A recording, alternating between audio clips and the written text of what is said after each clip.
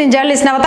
AP అసెంబ్లీకి ఎన్నికలు జరగనున్న నేపథ్యంలో శనివారం వైఎస్ఆర్సీపీ ఆ పార్టీ ఎమ్మెల్యే ఎంపీ అభ్యర్థుల జాబితాను విడుదల చేసింది. ఇడుపులపాయలో తన తండ్రి మాజీ సీఎం వైఎస్ రాజశేఖర్ రెడ్డికి నివాళులు అర్పించిన అనంతరం జాబితాను వెల్లడించారు. రాష్ట్రంలో మొత్తం 175 నియోజకవర్గాలు 25 లోక్సభ స్థానాల్లో పోటీ చేసే అభ్యర్థుల పేర్లను ప్రకటించారు.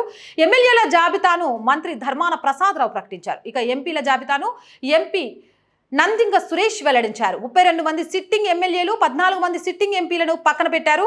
ఎస్సీ ఎస్టీ బీసీ మైనారిటీలకు 50% సీట్లు కేటాయించినట్లు తెలియజేశారు. ఇక ఒకసారి వైఎస్ఆర్సీపీ ఎంపీ అభ్యర్థుల జాబితా చూస్తే నంద్యాల నుంచి బ్రహ్మానంద రెడ్డి, శ్రీకాకుళం నుంచి పేరాడ తిలక్, విశాఖపట్నం నుంచి బొత్స ఝాన్సీ, విజయవాడ నుంచి కేశినేని నాని, అమలాపురం నుంచి రాపాక వరప్రసాద్, ఒంగోలు నుంచి చెవిరెడ్డి భాస్కర్ రెడ్డి, రాజంపేట నుంచి మిథున్ రెడ్డి, అలాగే విజయనగరం నుంచి బెల్లాన చంద్రశేఖర్, కాకినాడ నుంచి చలమల శెట్టి సునీల్, తిరుపతి నుంచి మద్దెల గురుమూర్తి, అలాగే కడప నుంచి వైఎస్ అవినాష్ రెడ్డికే మళ్ళీ అవకాశం ఇచ్చారు.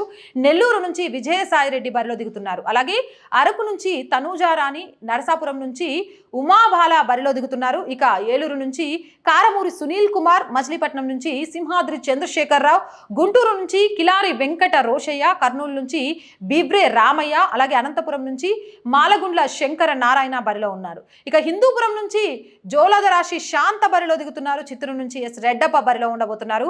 ఇక రాజమండ్రి నుంచి గూడూరు శ్రీనివాసరావు ఈసారి బరిలో ఉన్నట్టు తెలుస్తోంది. బాపట్ల నుంచి నందిగం సురేష్, నరసరావుపేట నుంచి పాలబోయిన అనిల్ కుమార్ బరిలో ఉన్నారు. అనకాపల్లిని సంబంధించి మాత్రం అభ్యర్థిని ప్రకటించలేదు, ఇంకా ప్రకటించాల్సిన అవసరం ఉంది. ఈ నేపథ్యంలో మొత్తం ఆంధ్రప్రదేశ్కి సంబంధించిన వైసీపీ జాబితాను అయితే ప్రకటించారు. వైసీపీ జాబితా ప్రకటించడంతో కొంత ఆంధ్రప్రదేశ్ రాజకీయాల్లో వైసీపీ పార్టీలో ఆసక్తికరమైన చర్చ నడుస్తోంది. ఇందులో ఎంతమందికి గెలిచే అవకాశం ఉంటుందనుకునేది కింద కామెంట్ సెక్షన్లో తెలియజేయండి. ఇలాంటి మోర్ వీడియోస్కి మన ఛానల్ వెంటనే సబ్స్క్రైబ్ చేయండి. వీడియో నచ్చిందా?